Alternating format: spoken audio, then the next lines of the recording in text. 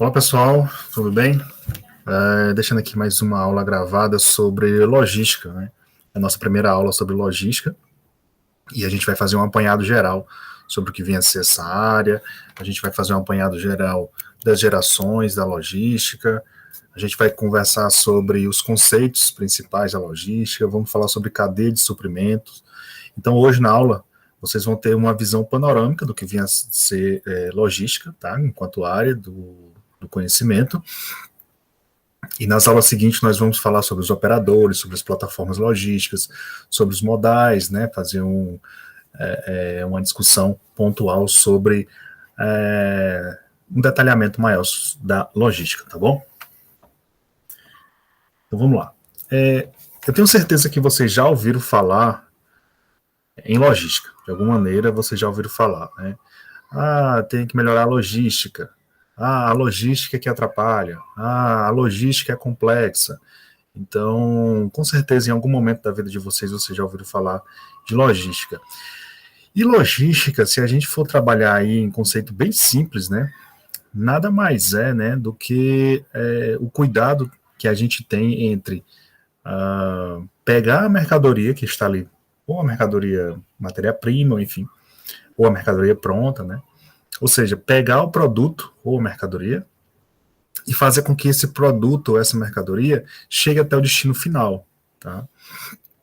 Então, se você vai planejar uma viagem aí daqui para da Paraíba para São Paulo, então aí a gente gosta de usar aquela expressão, né? Tem toda uma logística aí. Mas a logística ela vai estar presente sim nesse seu planejamento dessa viagem, né? Primeiro, o que é que você quer levar para São Paulo? É simplesmente viajar para lá, para um intuito turístico? Ou você quer levar alguma mercadoria para lá? Ou simplesmente você quer ir lá conhecer? Enfim, independente do seu interesse, você vai levar ou não, mercadoria ou não, existe algum planejamento ali que você tem que fazer nessa trajetória. Então, qual tipo de transporte você vai utilizar? Quanto de combustível você vai utilizar? Quanto você vai gastar de material de consumo, né, na trajetória da sua viagem, da Paraíba até São Paulo, certo? Qual a qualidade, digamos que você esteja levando um produto, né, qual a qualidade que esse produto vai chegar até o destino final, ou mesmo que você esteja só passeando, né, com qual situação de conforto você vai chegar lá, né, com qual situação de desgaste você vai chegar no seu destino final. Então, essas preocupações, tá, que antigamente quem cuidava da logística era produção, finanças, vendas, mas que hoje não, né, já faz um tempo que a parte de logística ela é bem definida. Quem cuida dessa parte de transporte, qualidade da chegada dessa mercadoria até o destinatário final, é a logística. E no setor público, a gente tem também que cuidar da logística. Tem que cuidar. Não só as empresas, tá? Não só as empresas que fazem essa distribuição, mas também no setor público. Digamos que você esteja recebendo aí alguma mercadoria que venha distribuído de várias unidades daquele órgão, né? Um caso concreto aí, né, da UFCG. A UFCG tem vários campi, né? Então, por vezes, ela faz distribuição, né, de equipamentos, de materiais para os outros campi. Então, qual a qualidade que esse material chega, com qual velocidade, aí uma palavra que é muito forte na discussão sobre logística, se chama velocidade, né? Com qual velocidade esse produto ou essa mercadoria está chegando até o destinatário final, até o usuário final. Isso, na gestão pública, vai impactar diretamente na qualidade da política pública que é entregue. Então, se esse material, se essa merenda chega numa qualidade ruim, significa dizer que aquele fornecedor precisa ser penalizado, ou então precisa ser trocado, ou houve algum problema na licitação, e etc. Mas isso a gente viu lá na discussão sobre materiais, estoque. O que eu não quero discutir com vocês aqui é sobre a qualidade desse material estocado, mas sim a qualidade desse material transportado. Ou seja, como é que esse material saiu daquele ponto e chegou até aquele outro ponto, e com qual qualidade, com qual tempo, e se isso atingiu, se isso satisfez a necessidade final do usuário, que é a implementação da política pública.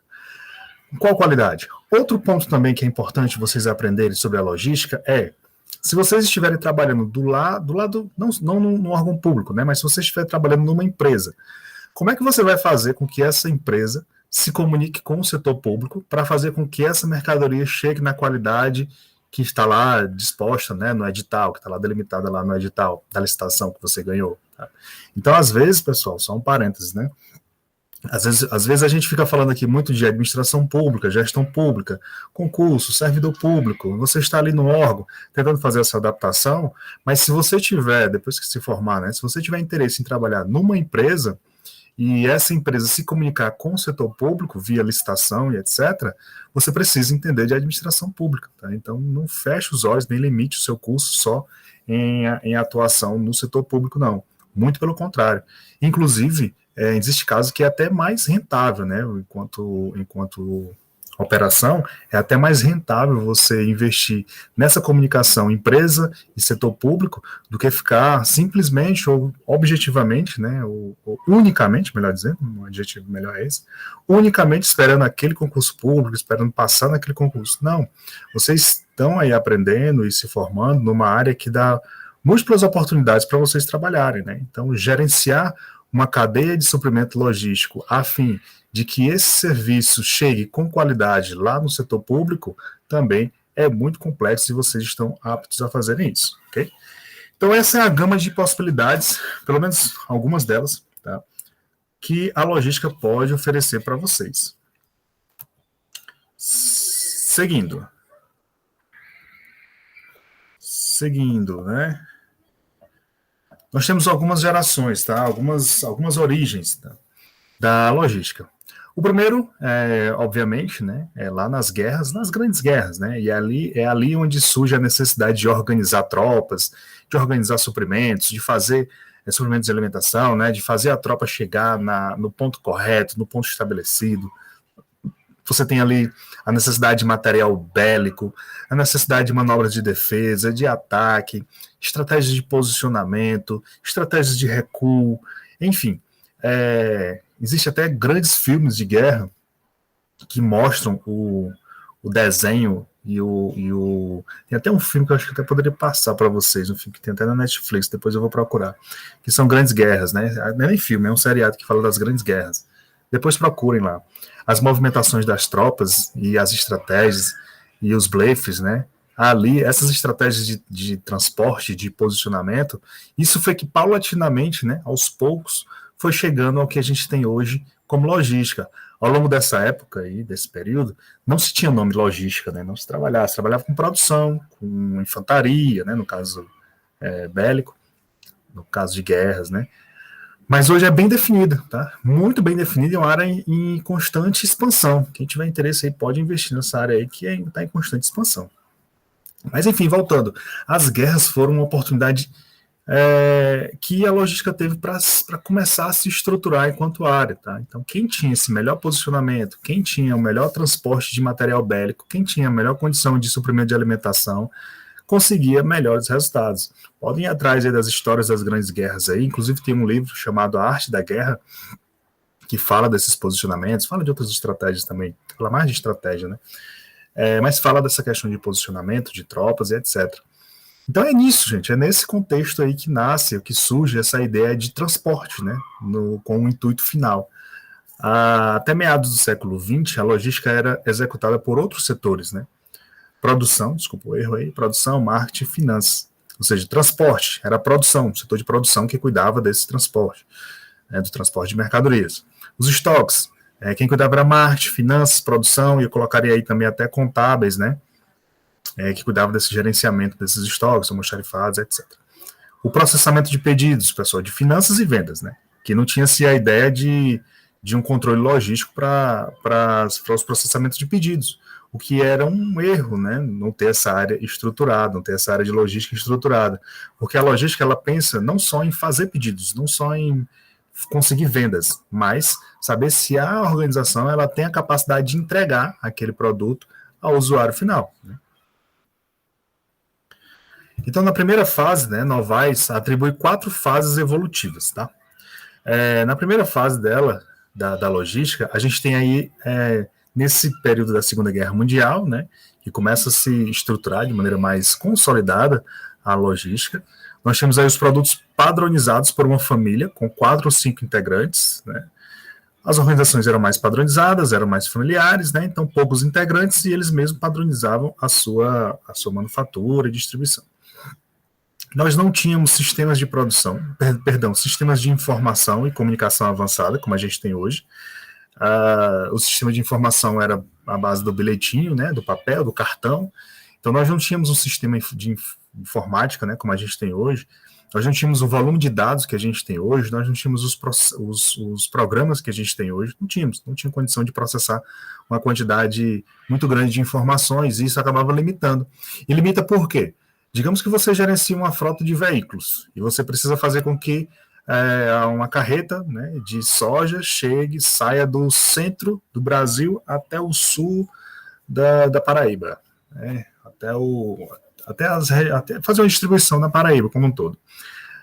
Se você não tem informação sobre esse trajeto, sobre o que essa carreta vai enfrentar no período, sobre quanto tempo vai levar, em que momento ele vai precisar fazer uma parada, quantas paradas vão ser feitas, e etc. Se você não tem essas informações, você não tem como processar que dia vai chegar. Você pode até ter uma estimativa pelo que já aconteceu, né? Uma carreta leva ali em torno de 3 dias para fazer esse trajeto, 2 dias para fazer esse trajeto.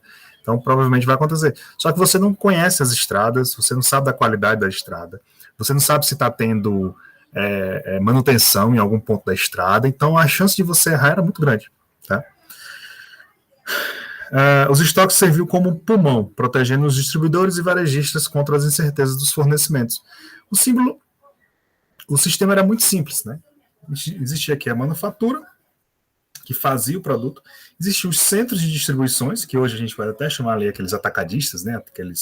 Aqueles atacadões, né? Açaí, atacadão, vocês conseguem associar o que eu estou dizendo. Então, existia a manufatura que fazia a entrega para os centros de distribuição, só que não é como tem hoje, né? Hoje os centros atacadistas são enormes. E o varejista, que era o vendedor final, tá? Vamos chamar ele de vendedor final.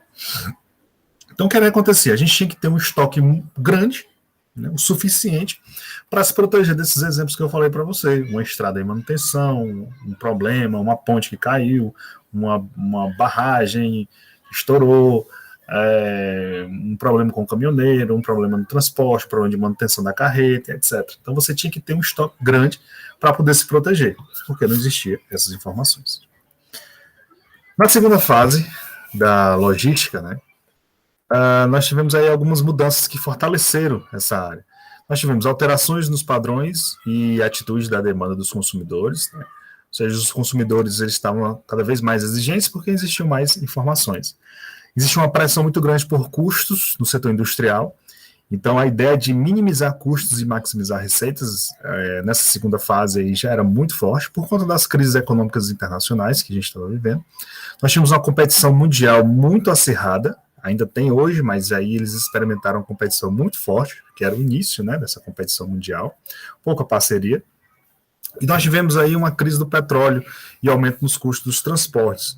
Essa crise do petróleo, que levou à falência de diversas organizações, levou também ao aumento dos custos desse transporte, né? Obviamente, se vocês falarem com as pessoas mais velhas aí, em torno de 60 anos, 65 anos, e perguntar quanto é que era o preço do combustível, né, na época deles, vão falar que era mixaria, né? Mixaria, era muito pouco, não tinha nenhuma necessidade ou não existia nenhuma alta de combustível nesse período.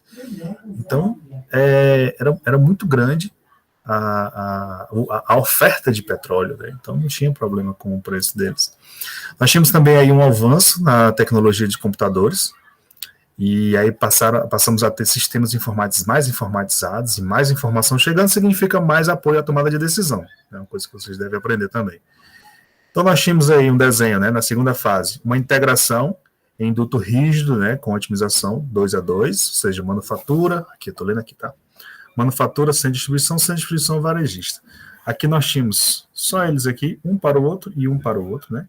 E nessa parte aqui a gente já tem uma certa integração maior, uma maior integração, né, entre eles. Mas ainda não é um sistema integrado, né? Na terceira fase, né, da logística, é uma logística integrada, e aqui sim é uma logística integrada, mais fluida, né? Lembra que aqui é passo a passo, né? Esse combina com esse combina com esse. Aqui não, aqui todo mundo está no mesmo fluido, e vai ficar mais intensa ainda essa integração, mas aqui a gente começa a ter essa visão mais flexível desse duto, né, que leva o produto desde o fornecedor até o consumidor final. Então, nós temos um maior controle de custos e melhoria contínua, né, do trabalho das equipes. Então, há um maior rigor ali do acompanhamento, É que nessa época de pandemia a gente não tem como nem visitar organizações, né? Mas se a gente tivesse a oportunidade de visitar aquela indústria lá, aquela indústria que tem aqui, acho que é da Fiat, que tem aqui perto, acho que é Fiat, vocês iam ver esse fluxo, né? Esse rigor no controle de custos, e essa melhoria contínua e esse trabalho em equipe, né? Isso tudo monta um fluxo, né? Isso tudo monta um fluxo em que os responsáveis precisam estar a todo momento observando e fazendo com que essa logística seja cada vez menos custo, né? Envolva cada vez menos custos. Nós temos aí também o toitotismo, né? Uma gestão da qualidade, a ideia de se fazer no tempo certo, né? A ideia de fazer, a ideia da gente não ter estoques, né? Essa é a ideia do toitotismo, né? É de aumentar a qualidade, fazer tudo da melhor maneira possível e não termos estoques. A ideia do toitotismo é essa, a ideia do just in time é essa. É você produzir aquilo que já vai ser vendido. Já imaginou? Você tem ali um supermercado e aí você só armazena 20 quilos de arroz, porque à medida que esses 20 quilos de arroz, entre aspas, tá, gente? Esses 20 quilos de arroz chegarem, já tem o pessoal ali na fila, né? Ou o pessoal ali que já vai receber aquele quilo de arroz. Essa é mais ou menos a ideia da produção aqui de carros, né? Da Toyota. É a ideia do just in time. O produto ele está sendo fabricado e na hora que terminar a fabricação, ele já vai entrar no navio, ou então ele já vai entrar na carreta, porque ele já tem um consumidor certo que está lá esperando, ou já fez a compra e está esperando o produto dele chegar. Isso é just in time, uma beleza, né? Você ir lá e cuidar da produção, vai colocando a roda, vai colocando as peças, e você já sabe que aquele carro que está sendo produzido, que leva ali em torno, sei lá, vamos colocar aqui em torno de 10 dias, né? Não sei quanto tempo levam para produzir um carro, vamos lá, 10 a 15 dias. Então ele vai produzindo e ele já sabe que ao final daqueles 15 dias ele já vai para o navio, ou já vai para a carreta, e o tempo que ele vai levar para chegar até a cidade de Campina Grande é o tempo que uma pessoa vai passar na loja, vai observar, vai consultar preço, vai analisar a parte financeira, vai decidir comprar. Então, aquele produto que estava sendo fabricado durante um certo tempo, leva o mesmo tempo que uma pessoa para comprar aquele produto. Ou seja, no final das contas, a fábrica produz e não tem estoque. Por isso que é just in time. É no tempo certo. Ela produz e não tem estoque. O que ela produz já chega e já vai direto para o consumidor. Nós temos aí uma gestão de fluxo de materiais e informações. Então, nessas comunicações aqui, fornecedor, fábrica, atacadista, varejista, consumidor, há um fluxo de informações, esse fornece informação para esse passa informação para esse passa informação para esse. Então, esse fluxo de dados aqui já começa a ser observado, tá? Não só de dados, né, de informações, como fluxo de materiais. Então, o fornecedor entrega a matéria-prima para a fábrica, que entrega um produto ali acabado para o atacadista, que entrega ali para o varejista, que está lá na ponta, que entrega para o consumidor final. Então, esse fluxo aqui de mercadorias e informações já começa a ser observado e a gente já começa a tentar fazer com que ele seja o mais enxuto possível, tá? Nós temos ali um intercâmbio eletrônico de dados e código de barras, que consegue fazer com que os dados sejam mais precisos, né? E o código de barra, vocês viram naquele vídeo lá que eu passei para vocês, chega para calhar, né? Chega para fazer com que a dinâmica do processo seja mais rápido, né?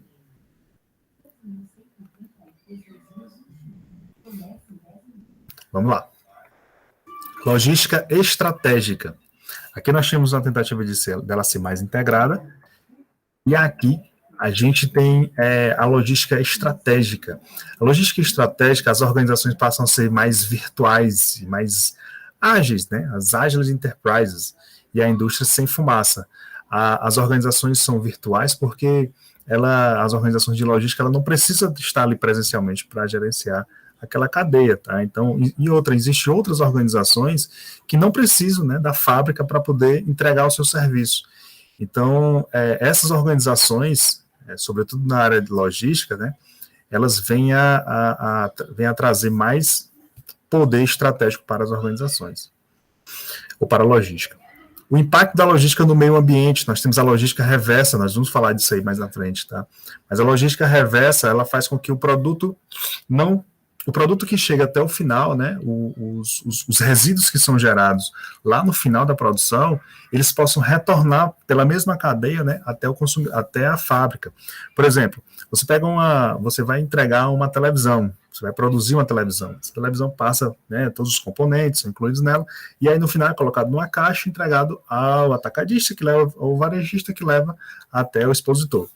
Ao invés de jogar aquela caixa fora, todas essas caixas que são, né, criadas ou geradas a partir da produção dessas TVs, elas voltam pela mesma cadeia, né? E a indústria, ela recebe aquelas caixas, consegue melhorar aquela caixa e consegue fazer uma nova caixa para entregar uma outra TV. Isso é um exemplo de logística reversa, fazer com que os resíduos finais não agridam a natureza, não agridam o meio ambiente e possam retornar, fazer o caminho inverso, ok? Continuando. ênfase absoluta na satisfação plena do consumidor final. Então, o objetivo maior é satisfazer o consumidor final, é satisfazer o usuário final. Como é que o usuário do serviço público vai estar plenamente satisfeito? Quando a política pública for implementada. Então, no hospital, por exemplo, né, se você consegue fazer a distribuição correta, fazer chegar os materiais corretos, os insumos corretos, as medicações corretas,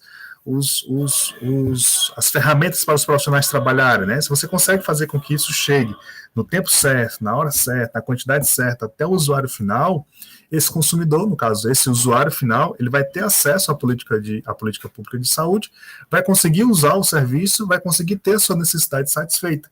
Isso é o auge, isso é o ponto final, o ponto alto da logística, né?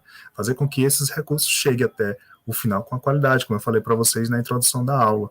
Então, o foco maior dessa quarta fase da logística estratégica é o consumidor, é o usuário final. Portanto, se vocês estiverem aí numa empresa fornecendo ao setor público, lembrem disso, fazer com que esse produto chegue na hora certa, na quantidade correta, no tempo certo, ao usuário final. Se você estiver aí num órgão público, o objetivo é fazer com que a cadeia nunca pare, né? Fazer com que a política pública não seja interrompida por falta de materiais, ou pela qualidade, ou por baixa qualidade do material que chega, né? Formação de parcerias entre fornecedores e clientes ao longo da cadeia, tá? Então, aqui, antes, a gente tinha o fornecedor, a fábrica, todo mundo fazendo o seu, cada um fazendo o seu, entrando em contato um com o outro, mas cada um fazendo o seu. Aqui nós temos o fornecedor de matéria-prima, o fornecedor de componentes, o distribuidor, o varejista, né? O distribuidor e o varejista. E falta o consumidor final aqui, o cliente.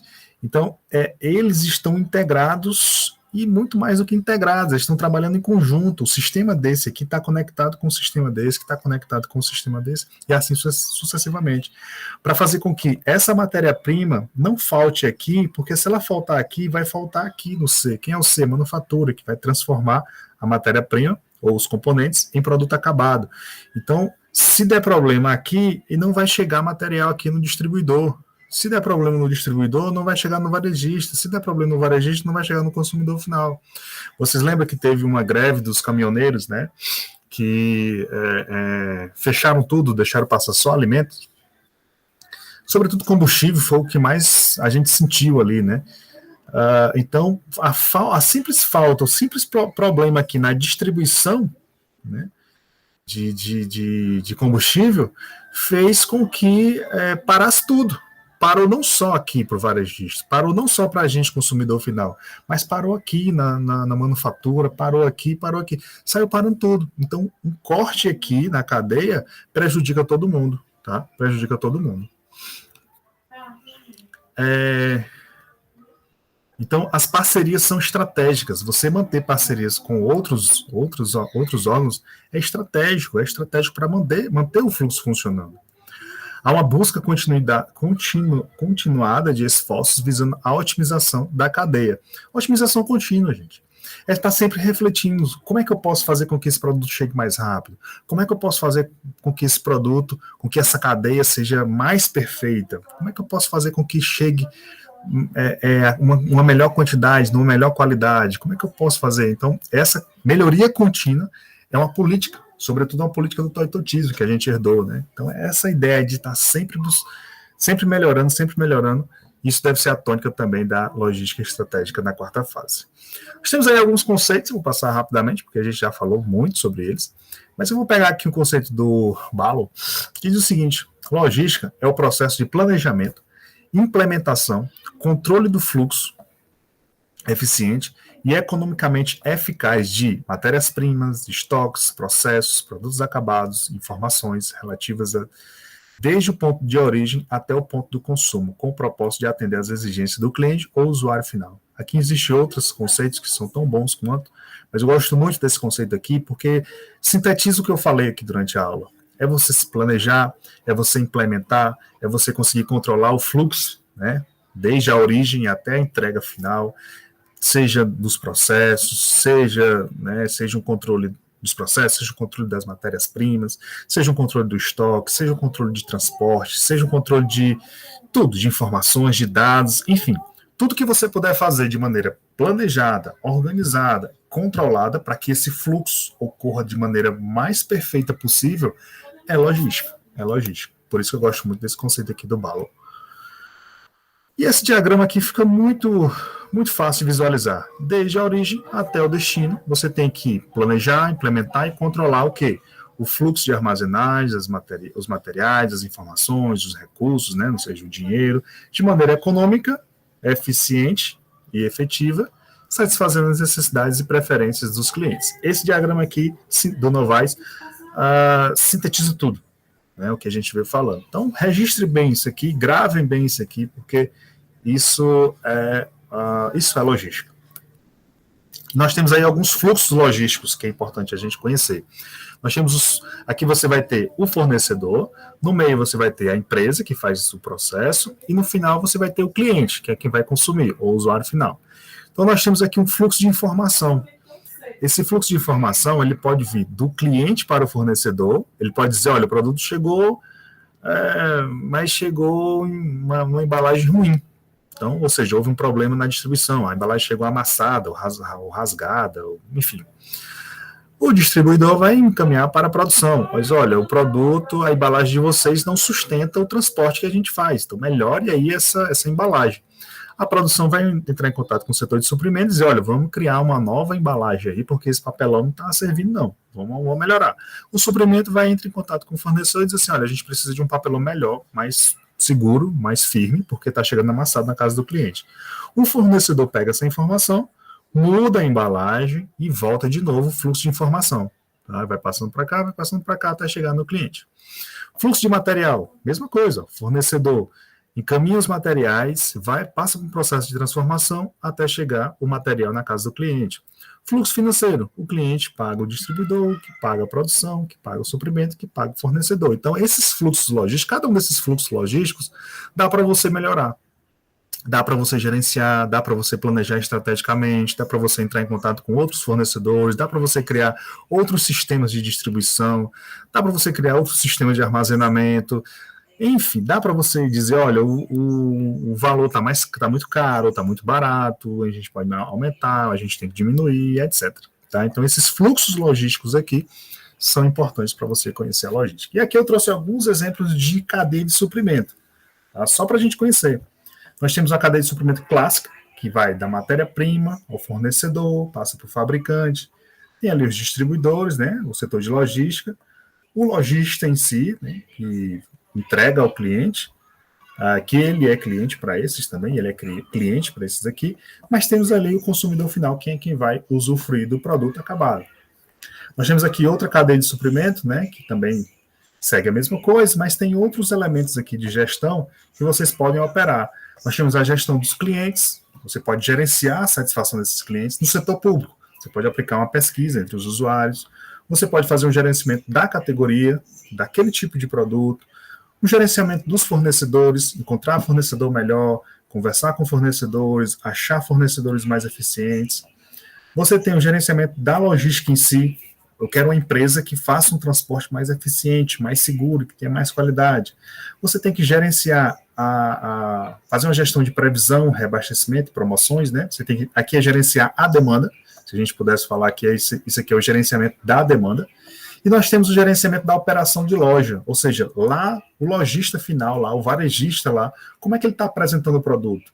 Como é que ele está apresentando a promoção do produto? Isso está gerando no consumidor, no cliente final, uma expectativa de compra, ou sendo usuário público? Será que ele está satisfeito com a forma com que esse produto está chegando, com a forma como esse produto está se apresentando para ele, embalagem, etc. Então, gente, aqui nós temos um outro também, né, leva outras coisas, aqui é uma cadeia da logística reversa, né. Em algum momento, nós temos aqui os recicladores, que recebem os materiais, fazem a triagem de processos, fazem a coleta seletiva, né, até chegar nos recicladores e retornar ali para o fabricante. Então, não é só isso aqui, né, não é só o fabricante, distribuidor, até o consumidor final. Ele joga fora numa coleta seletiva, né, coloca aqui, separa, ele vai para o reuso, vai para uma triagem de processamento, ou seja, incineração, o aterro, e o que pode recuperar volta para os recicladores, que volta para a indústria, que vai novamente fazer outros produtos, enfim, reaproveitar. Essa é a cadeia de logística reversa. Então, existe vários tipos de cadeia, essa aqui é a mais clássica, tá? Mas nós temos também essa daqui de cadeia logística, e nós temos essa aqui que vai falar do gerenciamento de várias etapas da logística, tá? Todas elas apresentam desafios, todas elas apresentam a maximização aí do que a logística pode oferecer para vocês. Nós temos alguns desafios aí. Nós podemos pensar em prazos melhores, nós podemos pensar na integração melhor desses atores, né? Nós podemos pensar numa integração mais efetiva entre eles, nós podemos buscar otimizar e racionalizar os processos, custos, diminuir preços, nós podemos buscar uma satisfação plena do cliente final ou do usuário final.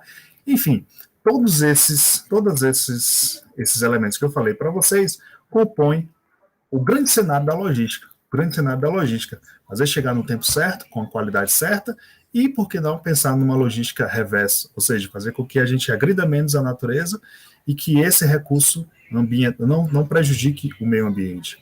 De modo, gente, que a aula de hoje é isso. A aula de hoje é sobre isso. É sobre um cenário geral da logística, o que ela pode oferecer para vocês, como ela pode contribuir para o processo como um todo. Tá? Eu agradeço, ficamos por aqui e até a próxima aula.